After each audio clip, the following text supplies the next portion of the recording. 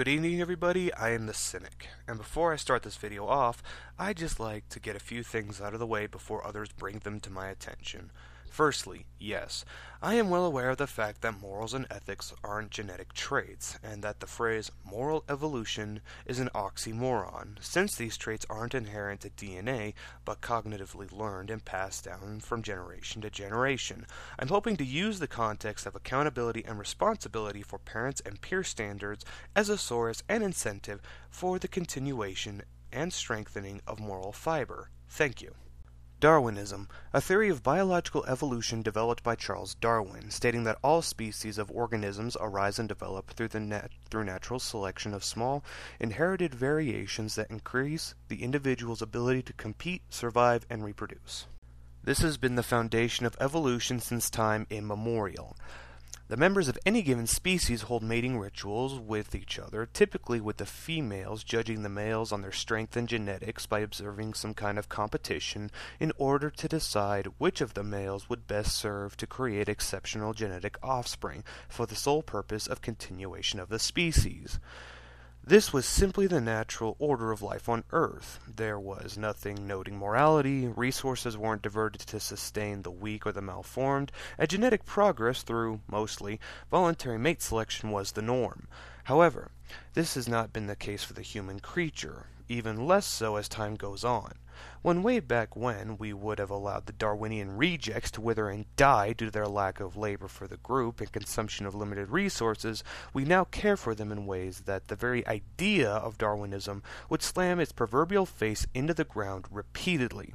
Such technologies as life support, vaccinations, life-saving surgeries, hospitals, and antibiotics have effectively slowed down natural selection versus how the wild had treated our Homo erectus and Neanderthal ancestors so many millions of years ago. Add into this civilized compassion the notion of faithfulness in relationships and monogamy, and what we have is a recipe for a much slower Darwinian process. Thus, our evolution in terms of natural genetic supremacy slows dramatically.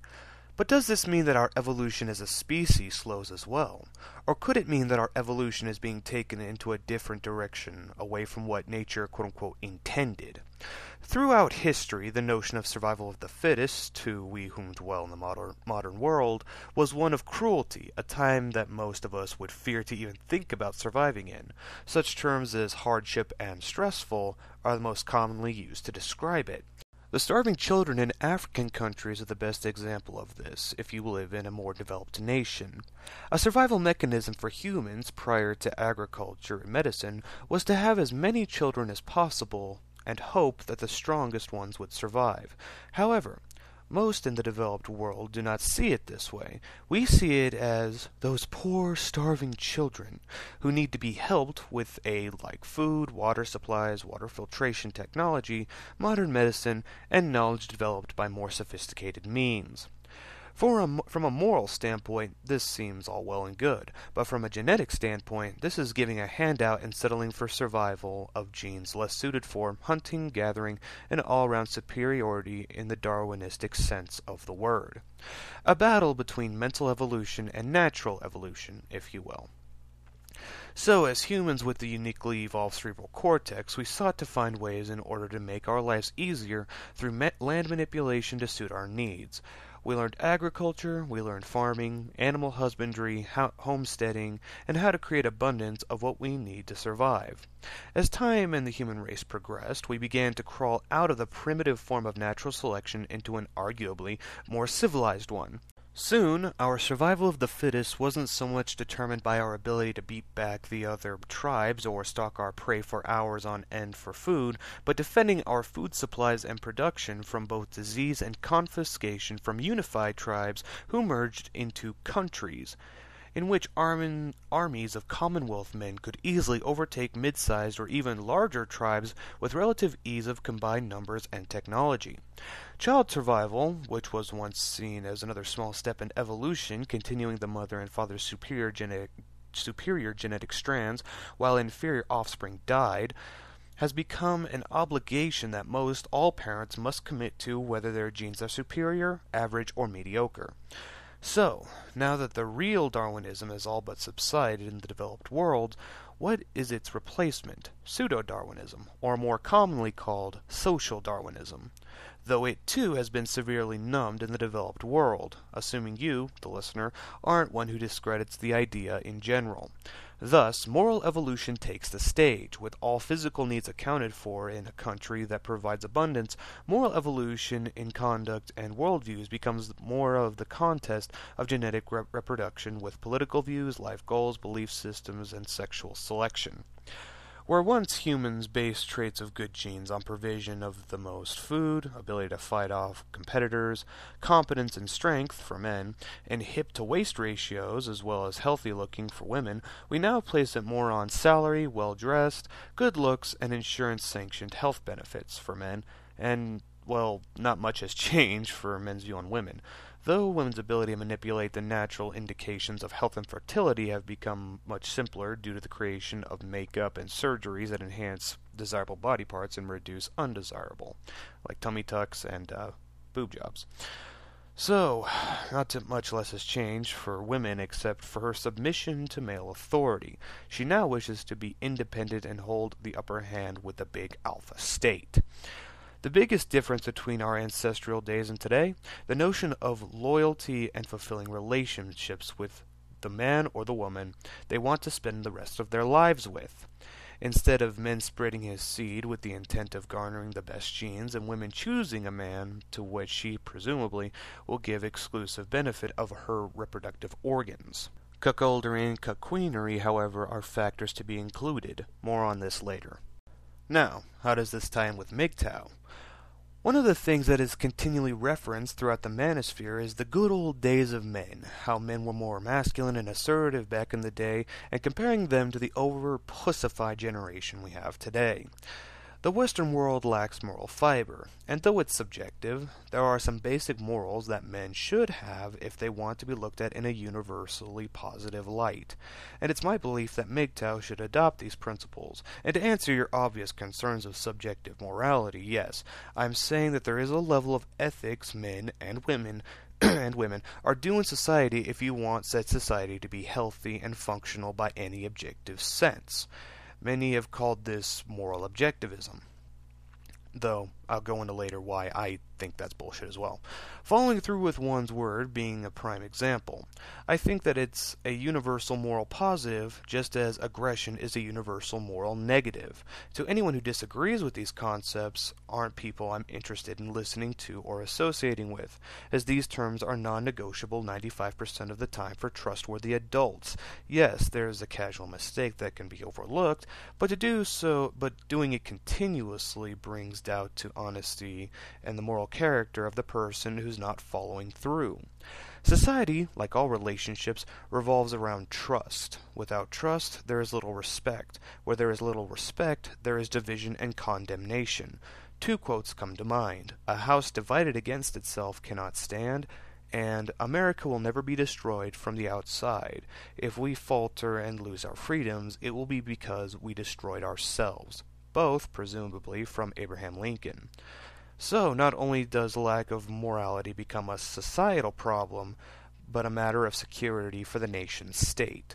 Many like to chime in about moral subjectivity as if it's some kind of excuse for acting as they see fit without repercussions of anything.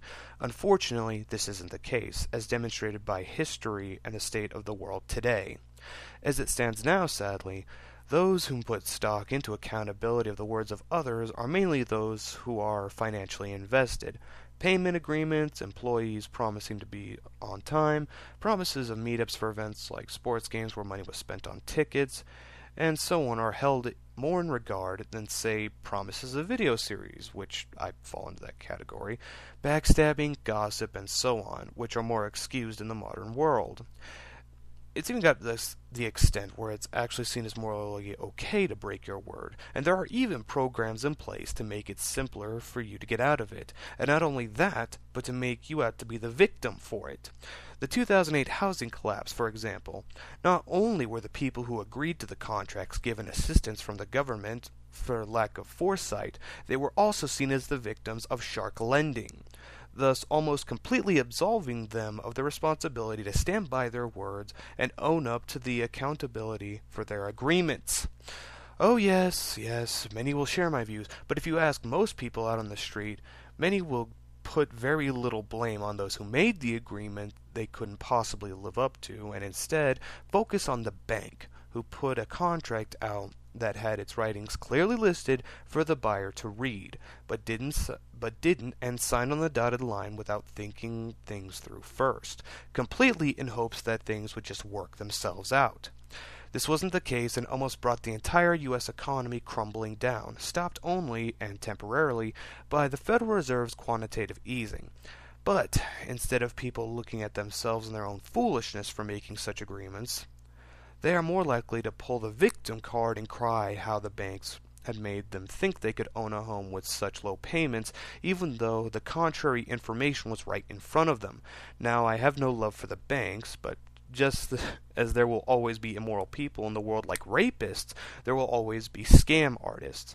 Nobody can protect an individual from them more than themselves. In moral evolution, certain moral behaviors should be universally adopted for a healthy society. History has often held religion as its point of ethical focus, but as time goes on, fewer and fewer people believe in the unproven deities that were once said to govern us, primarily using the fear of God or of parents to keep people in line. The free love movement of the 1960s and the sending off of some kid to college were both indulgent behaviors that the general society see as disgusting or irresponsible, demonstrate just how inferior the rule of fear is when compared to the rule of morals. If a child or people are living in a repressive condition due to fear, but not a morally installing condition, where ethics are used to shape core beliefs, they will break free from their bindings like slaves from their chains and embrace the behaviors they were secretly desiring all along.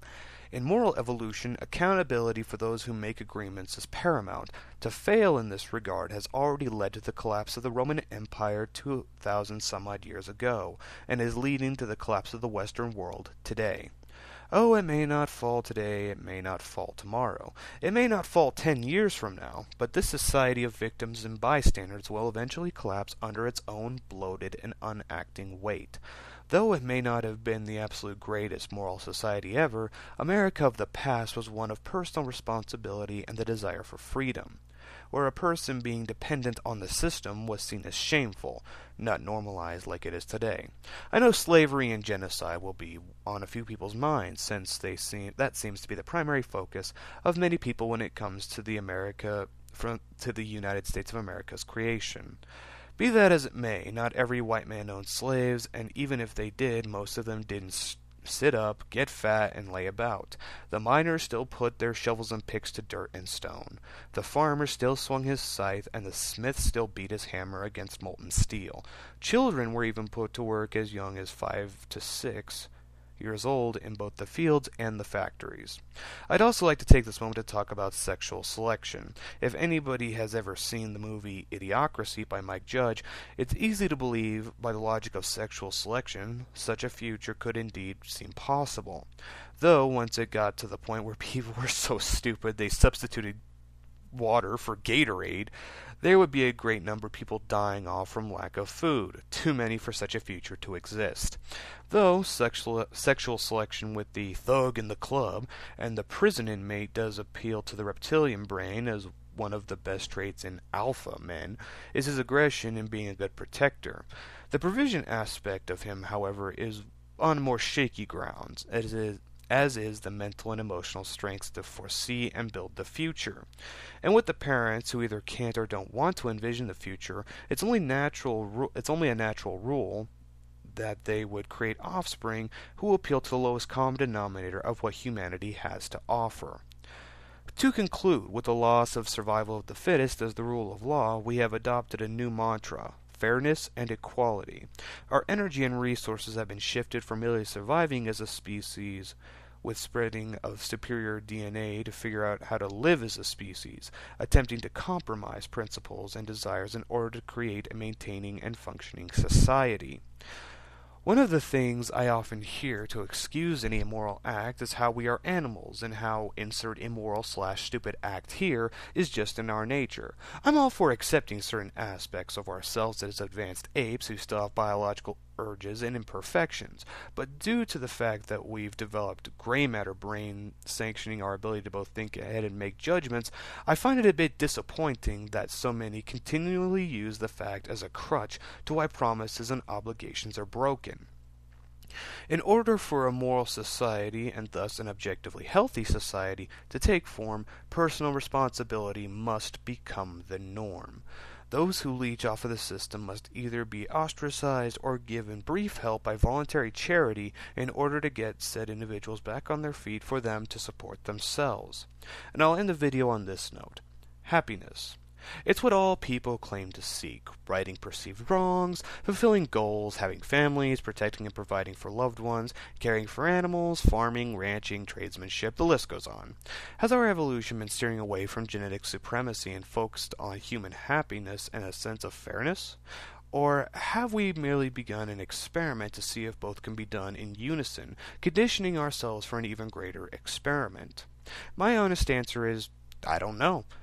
And we alive today won't live long enough to find out. But I do know this: things will get a great deal worse before they ever get better.